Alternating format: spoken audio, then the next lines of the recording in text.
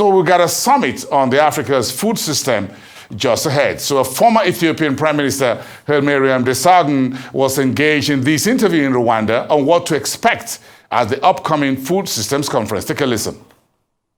I think Africans has decided, especially our leaders currently has decided a landmark decision to have an African continental free trade agreement and area. And this is a landmark decision, has to be implemented. Expeditious implementation is very important. Yeah.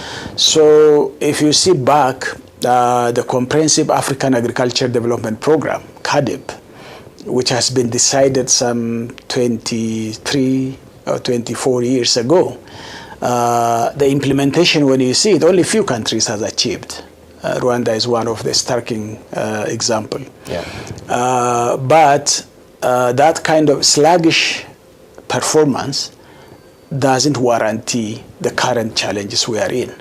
So we need to expedite it.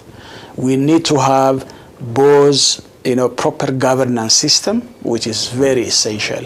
Right. We need to utilize the potential we have, the youth, and their entrepreneurial capacity, and their digital friendship, and their innovative capacity, which can be utilized to unlock the potential we have in our continent. Yeah. So I think we need to have a proper governance system.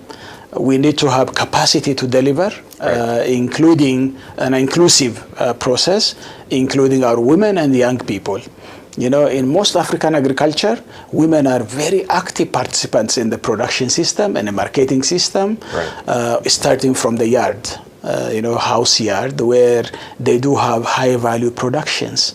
And that has to be more modernized, and their capacity has to be utilized. Right. So it should be somehow transformed into an inclusive process than just only male dominated production system we have. Right. We have to understand our comparative advantage and also competitive edge. That's very important. Yeah. Some of the things we can't control by our own, but there are areas we can control. Yeah. In ourselves. If we want to be food sovereign and self-sufficient, then we can control that. Yeah. The first thing is we have to make our system work. We have a number of systemic bottlenecks, which is not related directly to the global threats we are facing now.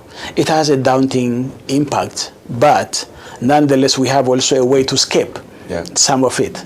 At least we shouldn't be begging food to our people. Yeah. We can do that because 60% of global arable cultivable land is in Africa. Yeah.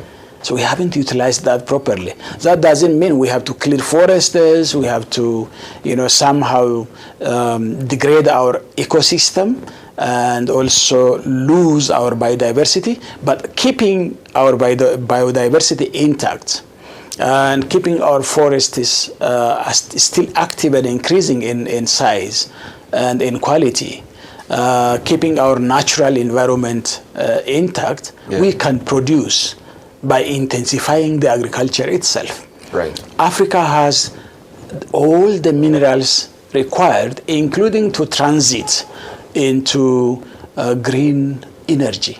Right. So, but we are not processing at home. We are just selling it raw.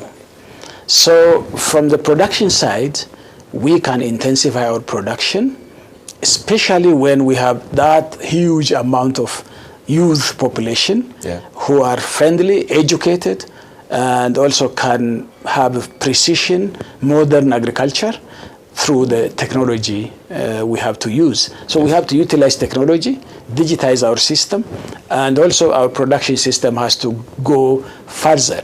So in any case, every human being eats food. Yeah.